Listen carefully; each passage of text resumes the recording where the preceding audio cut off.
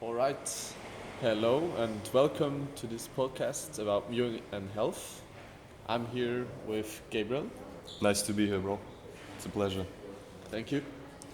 So we are here right now in Amsterdam in the Amsterdam Intel Center Hotel in the lobby, and we're filming a little podcast and interview about mewing health, looks, everything. I guess we don't Yeah. really have a script. We Yeah. just put out random stuff. Exactly. Just go with the So flow. maybe tell the audience something about yourself. Yeah, so my name's Gabriel, 18 years old. I work with my good friend Rafael here. Met him online. And yeah, we've been working together for a little while. And I'm excited to be on this podcast, bro. Thank you. So obviously you know what I do. I have a Instagram page about mewing, health, looks. Yeah. In what kind of way is that interesting to you? So just in general, I believe that health is very important, to everyone. And like in my particular case, I just found out about mewing actually through your Instagram page. I didn't know about mewing before. I knew there was a thing like just tongue posture in general, but mewing it's a bit different.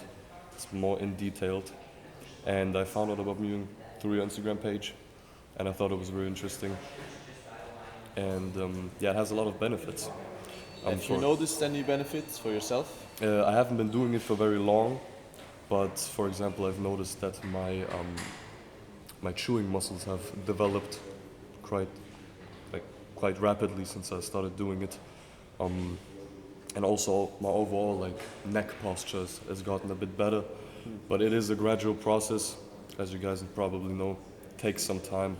It's not you don't get instant results. No. You still have the advantage that you're also 18. Mm-hmm. I mean, the younger you are, the faster you get results. Mm-hmm.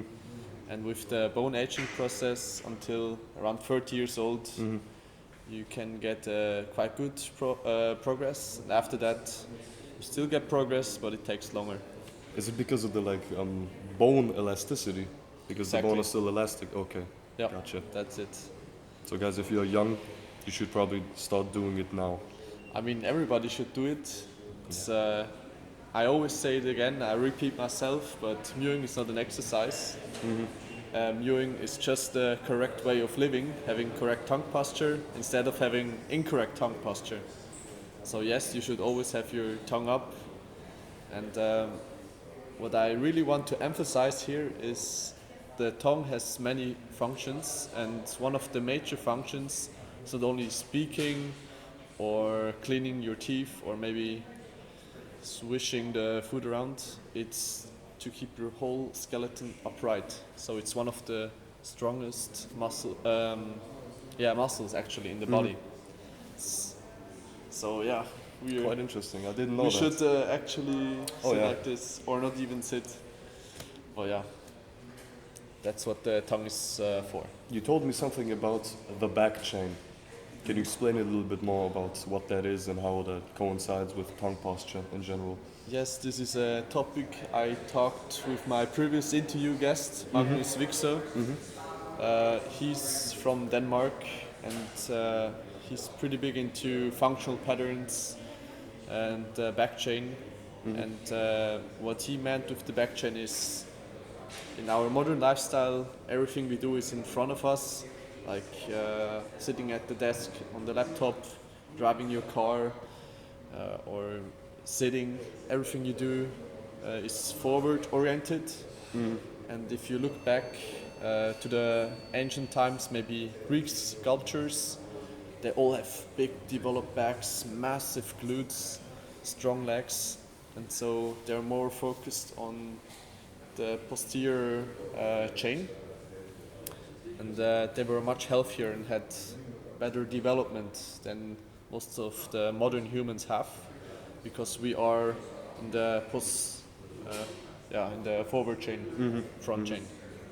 So yeah, what we should do also is have a unique training style.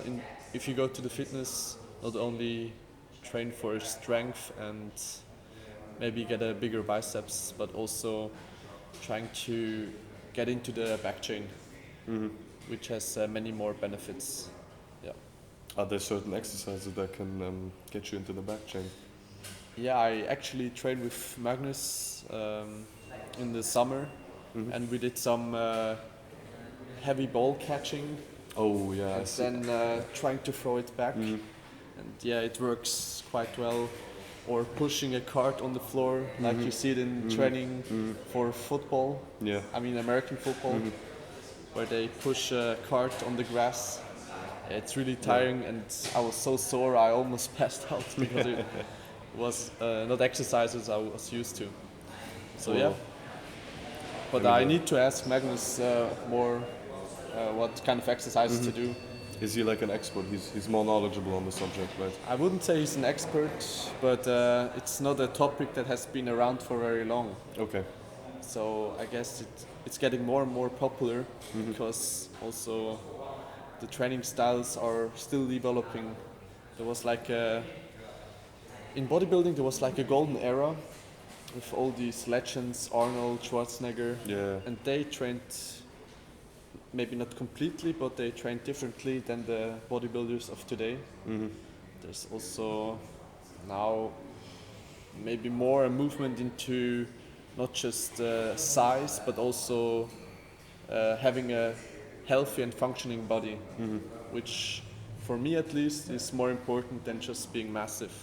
Yeah, health. Maybe health. for you as well. Yeah, definitely. So I believe that, of course, if you're strong, you look healthy. If you're big, you seem healthy. But I guess many people that are just have big muscles and that are very strong, they're not flexible. They can't really adapt to different situations. They're not very athletic. And of course, the body you get always depends on your particular training style. For example, if you run a lot, if you do a lot of body weight workouts like calisthenics, you're not going to be very massive, but you're going to be more on the defined and athletic side. And I think health doesn't only, like if you talk about health, it's not only one particular aspect, it's the human existence in general. Like how is your posture, for example, we talked about that. How are your eating habits? How do your muscles develop? How's your strength? How's your mental health as well? I mean, health is just, Yeah, how would you define health? well, it's hard to really define it. I don't want to like give a My friend simple who is definition. studying in osteopathy, actually here in Amsterdam, I'm going to meet him today. He told me what he studied or what they teach them in osteopathy is health is the absence of disease. So there could be different bodies, different genetics, but if you feel good yourself in your body, you don't have any diseases, then you're considered healthy. But if you don't have diseases, but have like maybe impairments, you wouldn't call that healthy, right? So it's not only disease; it's also the if you're in the natural state, like if your body is in the natural form it's supposed to be in, and if it isn't, you're not really healthy, are you? Yeah, it's a It's a- good question. Yeah. I'm not too knowledgeable about this, but in my opinion, what health is also beauty. Yeah. If you see someone that is in your view beautiful, like you are on the street, walking on the street, and there's maybe a girl crossing or a man, and somehow they just have this presence, you just have to almost stare at them, they pass by, and something is about them, and you don't know what. And this is what I think beauty, and why this person is so special to you is they're just healthy. And what I think is beauty is the same thing as health. So you would say it's beauty plays into health. It's a part of overall health. I would say so, Yeah. because our minds are still very biological or primitive sometimes, and what we perceive as beautiful is perceived as something worth of maybe mating with in our Yeah. sexual strategies. So yeah, maybe they have beauty is a signal of healthy genetics to be passed on. So yeah, that's what I think health It is. makes sense because if you look at, for example, how we perceive, for example, let's say you see a beautiful woman on the street, and she looks beautiful to you. It could just be that that's a primal instinct of picking a mate that is healthy and that will birth healthy children as well in the future. Because I mean, beauty comes from health. If you're healthy, you look good. If you're unhealthy, you most of the time don't look good. Like you have bad skin, for example, or bad posture is the perfect example. So yeah, that could definitely be. It's definitely be a connected. Yeah, it's definitely Well, connected somehow. Yeah. Maybe other people have different opinions on this or different theories, but this is what I mean, I believe. you guys can leave a comment down below what you think about this. Like if you think beauty is connected to health, and in what connection. Definitely, it would be Yeah. interesting to hear what your opinions are. So yeah, health is also obviously connected to living an active lifestyle, like sports. Yes. There's not only bodybuilding, there's Yeah. calisthenics or just any other sport. I think humans are not necessarily made to be bodybuilders or be active very hard every day. We are also intelligent beings. This, I mean, yeah, there's maybe also connected to strategy, sexual strategy. You want to pass on your genes. You need to kind of be fit, but you don't need to be extremely fit. Yes. I mean, a healthy-looking person that is active a few times a week, to me looks better than a person who is massively shredded, maybe even takes steroids to be as big as Yeah. possible. Same for maybe girls. They like more the surfer boy type of body Yeah. than a Yeah. jacked guy. I mean, yeah. I believe that also if you're very jacked, if you're very huge, like you have a huge build, and you just work with weights at a very high intensity, you cannot maintain that for a very long time, and it's not healthy. I mean, your bones are not made to lift such heavy weights every day or like every other day. It depends on how you train, and I believe in the long run, you just destroy your body rather than maintaining a healthy relationship with your athletic side, because I believe that cardio is important, you know. I mean, you can get to a certain size still, Yes. but we obviously talk about extreme Yeah, cases. like extreme people. Yeah. But I think most people will not even go that far. No, most people don't have the discipline to either. I mean, you have to set yourself a goal. Like, why do I want to mean, have this body? You know? Maybe not only these big people have discipline, there's also tinier people still fit, but they have other priorities as well. Yeah. It also costs a lot of time.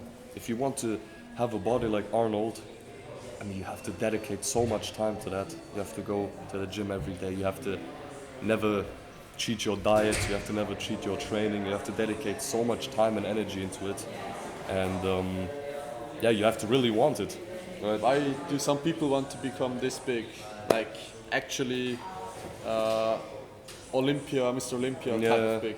I thought about maybe they want to be a fighter, but they may be scared of fighting, so they just want to look like a fighter, you know? So they train, they become really big, so they look, To look intimidating. Yeah, exactly. Yeah, that might be a reason. Yeah, well, there was recently in the streaming community, like HS Tiki Toki, maybe you've heard of him, Yeah, of course. Circa. Yeah, they fought. Circa is a big guy. Yeah. And he fought Tiki Toki because they had some beef, and it developed into them fighting each other. And you could see Circa relied only on his size, but he never actually Yeah, I know. probably was really into fighting. Yeah. So yeah, he got dropped by a smaller dude. I mean, Tiki Toki is not. He's massive as well, but But compared, Yeah. So it could be that some guys are insecure and try to become as massive as possible to not be in a position to actually fight. Yeah. And this is what we learned here in Amsterdam. We were both at an event and everyone had to fight. Yeah, right. So- Yeah, you explained. I wasn't able to make it. For a bit of right. context, today's Monday and the event started on Saturday, and I was late. I didn't make it to the sparring. But if you want to explain a bit, like, how was the sparring? Like, how did you feel when you fought your opponent? Because So maybe I explained a Yeah, bit just explain it, earlier. yeah. It was an event for guys who do business, online businesses, and one part of this event or this network is also that you do fitness or that you can actually fight. Just that you get out of your comfort zone, and everybody has to have a bit of the same mindset. And yeah, fighting is a part of that, which I believe is good for man, for our Yes. morale, Yes. for team spirit. And we don't fight to punch each other in the face. We fight each other in a sparring kind of way. yeah, Yeah. it also makes you more resilient to damage. Not particularly when fighting, but maybe in a hard situation because you've fought so many times and you've taken so many hits. You start to think more logically in difficult situations rather than maybe reacting from your emotions. Because maybe you guys know, like, these videos where people spar and then it just gets out of control because one of them hits the other too hard and then they start actually fighting each other. And if you fight more often, I think you can better control yourself in difficult situations. There's also 3 types of reactions you could have when there's actually a fight happening. It's like, I'm sure you know that fight, Fight or flight, yeah. or freeze. Yeah, yeah. And I was in fights before, and what I noticed is I had this freeze reaction. So I was seeing a fight happening in front of me between 2 groups that I was involved in, but I was actually just spectating the event instead of taking action. So this is also a reason why I want to take this up for myself, to not be in this freezing position again, but to actually take action. This needs some practice. Yeah. So you wanted to mention the sparring. Like, how did that go? I know I saw a video of you fighting. Yeah, I took part. I mean, took some courage to step into the ring, but obviously I knew it wasn't 100%. But we exchanged some good jabs and punches, also to the face. And yeah, it was just a good experience, and want to definitely improve, because I sparred against a professional boxer and against a guy with some good MMA knowledge. And I noticed that I gassed out pretty quickly. So yeah, keep on working on that. Yeah. And MMA or boxing is also really good to keep a low body fat percentage or just stay active. So did you do MMA or did you only do boxing? I did first boxing and then a kind of MMA grappling kind of fight. Okay. Yeah. Gotcha. And how many did you have a number of rounds or a number of time in a round, or did you just do it by feeling? Oh no, it wasn't that competition feeling. It was more 3-minute rounds. And, you go in, you go out. Okay. Yeah, wasn't that special. Like a friendly like combat. Yeah, spar. Yeah, that's cool. That's Yeah. cool. That's very nice. So yeah, maybe touch on another subject, Yes. on looks, and maybe in connection to self-worth, maybe insecurities. Confidence. What is your view on that? Is actually looks, so I mean beauty, is that important nowadays? Well, nowadays everyone wants to look good. Everyone wants to have the best clothes, wants to have the best hairstyle, best jewelry, best everything. Um, but I think it's not as important as people make it out to be. I think the people just are very materialistic nowadays, and You think looks social media has a definitely role in because that? on social media you only see the best version of people's lives. Like on Instagram, you wouldn't post a picture where you don't look good enough. You know, you would just post the best possible version, and people, yeah, people get a bit like they Get a they false sense exactly of they get a false reality. image, yeah, false image of reality, um, and so of course looks are important, especially if you talk to higher level people. If you look good, have good posture, have good clothes, maybe a nice watch, it will not only give you respect, but people will actually listen to what you have to say because they see that you look good. And I mean, you cannot. It's You like can, of course, authority. What do you want? yeah, yeah. You can look good like naturally. You have a good face shape or body, but for specific things, it's not that important. Like, you don't have to be the best looking, or you don't have to be the strongest or the best. Sometimes looking decent is enough. But I mean, what do you think? What's your opinion? Like, it also depends on the situation, right? I mean, if you look good, this is my opinion and also experience, you get a good feedback loop. Mm-hmm. People treat you better because they see your genetic material as more valuable. So they treat you automatically, subconsciously better. And you get this positive feedback loop. And this builds your confidence up. You only have good experiences. You never get rejected.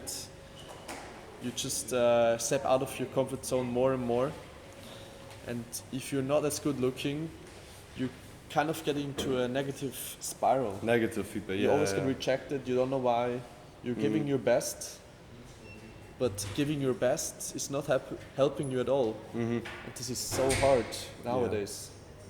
People are ruthless, man. Yes. People are ruthless. So I think beauty, looks is such an important thing nowadays, Yeah. especially with social media. This is my belief that everyone should become as good looking as they possibly can. To get into this positive feedback loop will be so much easier for your life in all aspects. How people treat you, how far you can get in your job, in how you can get away with things you've done. It's Yeah. just for everything. Can you maybe tell the viewers a bit, like a couple of things that you noticed that have helped you in the past to look better and just feel better and to have more confidence, get more compliments? Yeah, this is pretty much what I preach on social media. Do mewing, so good tongue posture. Keep your mouth closed, do nose breathing, have good overall body posture. If you have like, if you think you have good tongue posture, but your overall posture is bad, you won't get a lot of results. Like the best results I've seen in people is they fix actually their neck posture, and your neck posture is maybe also connected to your back posture, to to what kind of shoes you wear. Everything in your body is connected. And if they fix their neck posture, maybe with training, maybe with better habits, the jaw grows forward automatically. Everything is connected in the body, and if you correct one thing, something else gets corrected, looks better. So yeah, definitely try to consider all aspects. You can every day improve something new, build new habits, and thus look better. That's good. That was Yeah. that's good. Should we move on to another subject that maybe also plays into looks and self-worth, confidence, which is style. So, for example, just like clothing style, or also like I would say in what way you act around people and around which people, because you have to adapt to different situations, also is part of style. Yes, I think like especially these luxury brands. Some there's like two types of luxury items in the store. There's these very flashy items that pretenders like to buy Yeah, very pretentious. because they're maybe $500, so it's affordable. One piece a month.